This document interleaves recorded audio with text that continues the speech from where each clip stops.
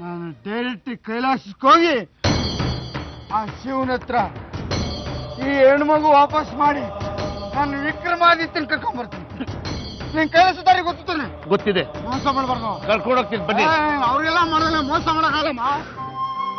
ಪರಶು, ಈಗೇನಾಯ್ತು ಅಂತ ಇಷ್ಟೊಂದು ಬೇಜಾರು ಮಾಡ್ಕೋತಿದ್ಯೋ ನೋಡು. ಸುಮಿತ್ರ ಮುತ್ತಿನಂತ ಹೆಣ್ಮಗಳನ್ನ ಎತ್ಕೊಟ್ಟಿದ್ದಾಳೆ ಕಣೋ. ನಿನಗೆ ಅಪ್ಪ ಆಗಿದೆಯಾ ಕಣೋ, ಅಪ್ಪ ಆಗಿದೆಯಾ? ನನಗೆ ಹೆಣ್ಣು ಮಗು ಬೇಕಾಗಿರ್ಲಿಲ್ಲ.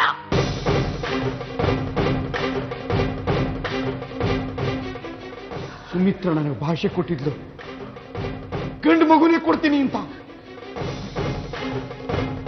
ಅವಳು ಮಾತು ಮುರಿದು ಬಿಟ್ಲು. ಮೇಲೆ ಅವಳು ನನ್ನ ಕಾಲಕ್ಕೆ ಸಮ. ಇದ್ರಲ್ಲಿ ಅವಳ ತಪ್ಪು ಏನಿದೆಯೋ? ನೀನ್ ಇಷ್ಟ ಪ್ರಕಾರ ಗಂಡು ಮಗುನೇ ಹೆತ್ಕೊಡ್ಬೇಕು ಅಂತಿದ್ಲು, ಆದ್ರೆ ಹೆಣ್ಮಗು ಆಗೋಯ್ತಲ್ಲ. ಅದು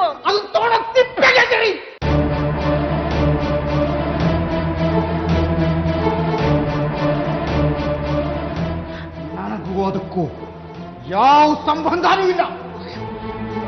ಅವಳು ಅಷ್ಟೇ. ಇಲ್ಲೇ ಬಿಟ್ಬಿಟ್ಟು ಬನ್ನಿ. ಅವ್ರು ನನಗೆ ಬೇಡ ಬೇಡ. ನಂಗೆ ಗೊತ್ತಾತೆ, ನಾನು ಯಾವಾಗ ವಿಕ್ರಮಾದಿತ್ಯ ಕೊಡ್ಲಿಲ್ವೋ ಅವಾಗ್ಲೇ ಅವ್ರು ಹೋಗಿದ್ದಾರೆ.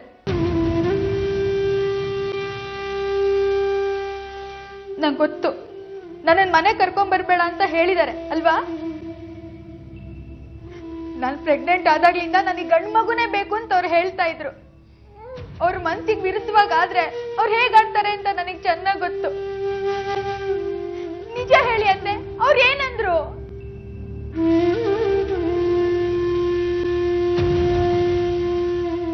ನಿಮಗೆ ತುಂಬಾ ಖುಷಿಯಾಗಿರ್ಬೋದಲ್ವಾ ಅದಕ್ಕೆ?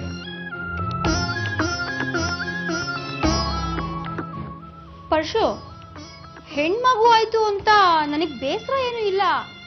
ಆದ್ರೆ ಭಾವನ್ಗಿಂತ ಮುಂಚೆ ನೀನ್ ಗಂಡ್ಮಗುಗ್ ತಂದೆ ಆಗಿ ಅದರಿಂದ ಭಾವನ್ನ ಮಟ್ಟ ಹಾಕ್ಬೇಕು ಅನ್ನೋ ನಿನ್ನ ಆಸೆ ಇತ್ತಲ್ಲ, ಅದು ನೆರವೇರ್ತಾ ಇಲ್ಲ ಅಂತ ಸ್ವಲ್ಪ ಬೇಜಾರಾಯ್ತಷ್ಟೆ. ನಂಗೆ ಗಂಡ್ಮಗುನೇ ಆಗೋದು, ಅದಕ್ಕೆ ವಿಕ್ರಮಾದಿತ್ಯ ಅಂತಾನೆ ಹೆಸರಿಡೋದು ಅಂತೆಲ್ಲ ಹೇಳ್ತಾ ಇದೆಯಲ್ಲ ಪರಶು. ಹೋಗ್ಲಿ ಬಿಡು, ಈಗ ಗಂಡು ಹೆಣ್ಣು ವ್ಯತ್ಯಾಸನೇ ಇಲ್ಲ, ಎಲ್ಲ ಒಂದೇ. ಹೌದೌದು, ಅದು ನಿಜ. ನಿಮಗಿಂತ ಬೇರೆ ಉದಾಹರಣೆ ಬೇಡ. ಬರೀ ಬಾಯಲ್ಲಿ ಪೌರುಷ ತೋರಿಸಿದ್ರೆ ಸಾಲದು ಪರಶು. ನಿಂಗೊಂದು ವಿಷಯ ಗೊತ್ತಾ? ಮಗು ಹೆಣ್ಣಾಗ್ಲಿ ಗಂಡಾಗ್ಲಿ ಅದಕ್ಕೆಲ್ಲ ಮುಖ್ಯ ಕಾರಣ ಗಂಡನೇ. ಭೀಮ್ಯ, ಏ ಭೀಮಣ್ಣ, ಸುಮಿತ್ರನ ಅಪ್ಪಂಗೆ ಹೇಳು, ಆ ಪೂಜಾರಿಗೆ ಸುಮಿತ್ರನ ಎಲ್ಲಾ ಸಾಮಾನುಗಳನ್ನ ಇಲ್ಲಿಂದ ತಗೊಂಡು ಹೋಗ್ಬೇಕು ಅಂತ. ಇವತ್ತೇ, ಈಗಲೇ.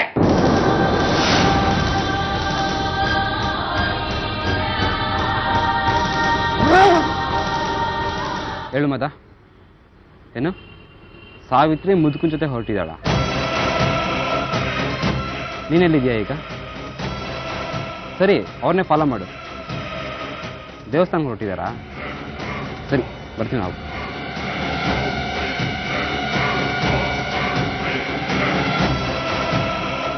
ಸರಿ, ಸಾವಿತ್ರಿನ ಭೇಟಿ ಮಾಡಲೇಬೇಕು.